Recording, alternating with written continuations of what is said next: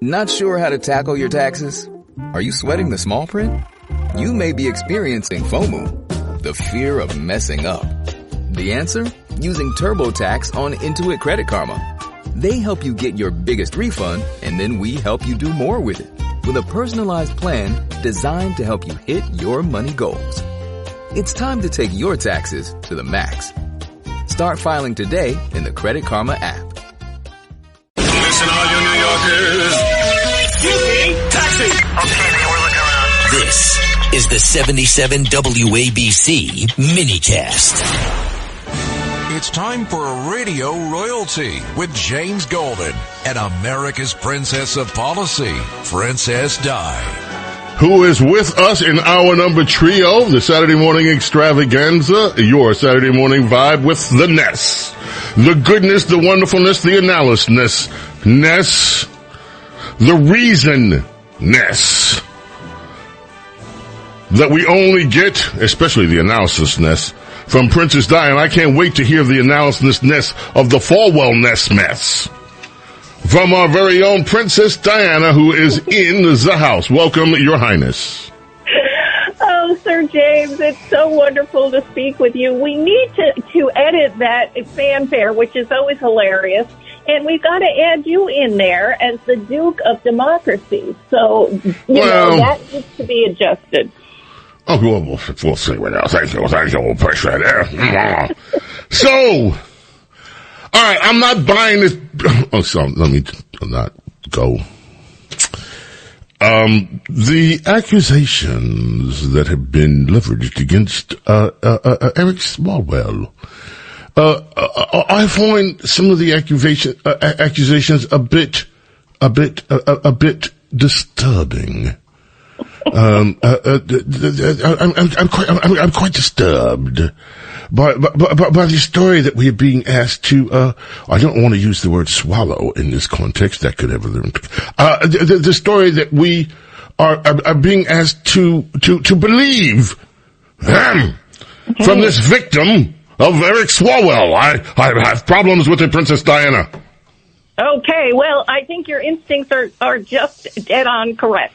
Because, as you said earlier in the program, this story does not make sense if you start looking at the details and taking it apart. And as I said this week, it's because it's a political operation. This is Democrat politics 101, right out of the handbook. This is what they do with an inconvenient political person. And it has been done many times before and often successfully, but not always successfully. And so if you remember, Al Franken was the victim of a very similar operation, and he ended up in the Me Too era. He resigned his Senate seat in 2018. He said he was going to resign December, resign in January of 2018. And absolutely came to regret it. And all of the people who are supporters of Al Franken said he shouldn't have resigned. And I think your instincts, when you were looking at all of the people calling for Swalwell to resign from the gubernatorial race in California, it made you want to have him stay in. That is exactly right. We need to support Swalwell. Do not resign. He can weather this storm because the voters are sick of this. The voters I can't believe what I'm hearing from my own Princess Diana and me too. Listen, we need to support Swalwell. Listen, absolutely. He's inconvenient because of the polling in the California race. We've got two Republicans who are heading for it's jungle primary runoff, which is June 2nd. And the top two get to advance to they will run against each other, the top two. And if it's two Republicans, California will have a Republican governor for the first time since Schwarzenegger in 2008, I believe it was. And so the Democrat Party cannot abide this. So they are trying to consolidate the opposition. They know Swalwell is vulnerable.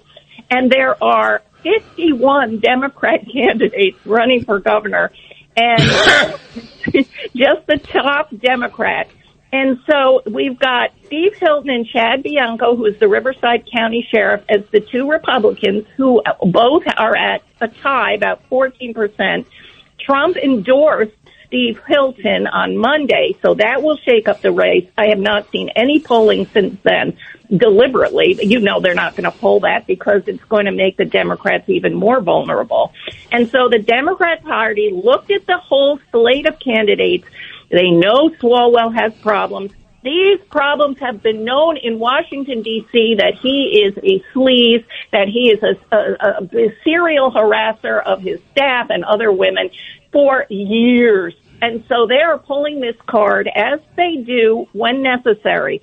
They brought out Christine Blasey Ford of the High Voice, and they brought out E. Jean Carroll. These are ops from the Democrat Party. And so they are hoping to eliminate problems, and the candidates can weather these situations if they hang in there. And so the fact that the Democrats want him to go tells you that he is a danger to the Democrat success within the state of California, which they have owned for decades, you know, in the assembly. And so this is a very significant vulnerability they have. And so this is what they decided to do. They decided to get rid of Eric Swalwell, who is a problem, in hopes that they can consolidate the other 51 Democrat candidates and possibly either Tom Steyer, who is a white stiff. He is just the most boring guy. He's an environmentalist.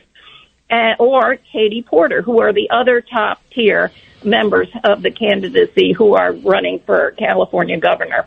So there's many, many other candidates who will need to drop out, and so I would imagine the Democrat pressure on all of them so that they, and I've seen that the betting markets are thinking that it's going to be Tom Steyer who will get all of these Democrats' votes.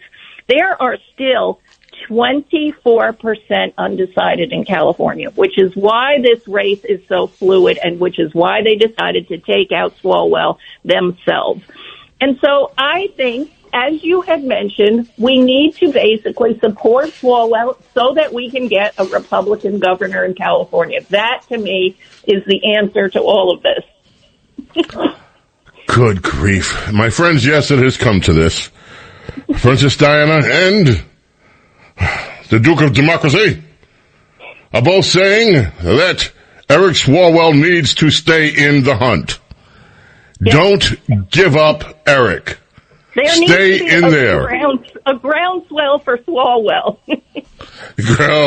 And listen, James, I have been wanting to ask you a related question because I have been wondering why the New York Times took off after Cesar Chavez. They did a takedown similarly of Cesar Chavez, who has been a Democrat hero for a long time, has had schools named after him, streets named after him. He's been championed. And the New York Times went after him on the March 18th, and all of California, which had been celebrating him and had, you know, holidays after him, all of a sudden backed away from him. And I want to know why. It's a similar thing with Swalwell, who was taken down by the San Francisco Chronicle. These are leftist mouthpieces, both New York Times and San Francisco Chronicle, who are being used by the Democrat Party to take down with sexual peccadillos their once possible heroes. And I was wondering what your thought, the reason was they wanted to take down Cesar Chavez. Immigration, period. Cesar Chavez was an outspoken opponent of illegal immigration. That is now the central issue in the Democrat Party survival, especially in California. Because if the continued trend, if ICE goes back into California, especially Los Angeles, Los Angeles' entire economic foundations are falling apart. And anything that can be used against the forces that want illegal immigration have to be gone, including Cesar Chavez. And this has been a long-standing boiling point with a lot of Democrats with Cesar Chavez. As you just mentioned of what they knew about Eric Swalwell, they knew this about Cesar Chavez for decades. Yes. This is why I'm asking the question. Right. Because, they decided to pull the trigger, metaphorically, on this guy now. And I disagree that what you said is true. He was vehemently anti-illegal immigration. However, this has been a long-standing hero of the left for many other reasons, farm workers. And so his legacy is not particularly tied to that one position he took. And it was a quiet issue. Why would they then go after him now and make that visible, whereas it was not? Well, again, I don't think so. I can't think of any other reason why they would. Now, what they're doing instead is making it about the movement, not about the person. Dolores Huerta is not going to be granted the same sort of, she's co-founder, but they're not going to have the Dolores Huerta Day. They're not going to have they're going to remove his name and just have it as a movement. And I do think, though, I really do think it does surround the immigration debate in this country. They're just not going to have it. That's the only thing I can think of. Now, if there's some other reason, I'm going to have to just scratch the old brain and see what comes up. Well, I think that's probably part of it, but I've been meaning to talk that out with you because to me, it was one of those let sleeping dogs lie on that one. Nope. And they went full throttle.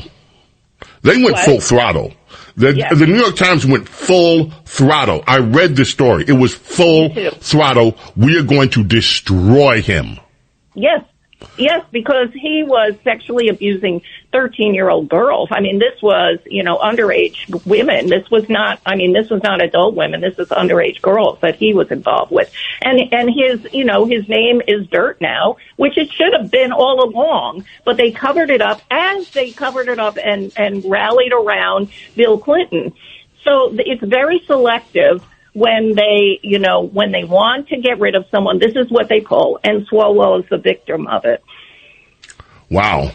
The James Golden Show on the Red Apple Podcast Network.